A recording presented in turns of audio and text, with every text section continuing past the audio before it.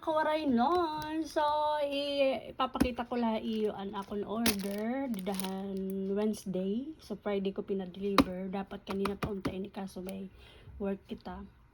So, naging 2 to 4 p.m. So, inihiya since 2012, kundi ako nagkakamali. Matagal ko na inihiya nga gamit. Pero, ano hiya, hindi rin hiya nagpapa white as in, pero magiging makinis it imukan. So, di rin man ako consistency paggamit ini kay iba-iba man luwat akong try nga mga beauty products it din hiya Japan. So, may dagyap ako try nga iba. So, wither la. Kung nauubos na tanan, amot akong pag-order.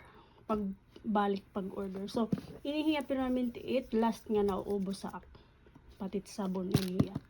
Tapos, inihiya na una nga, maubos. Yan, amin yat sunod. So, inihiya nga duha, amot permanent medyo ano hiya. So, may ganira sunfade na new product ba inihiya. So, di ako maaram kung ano niya para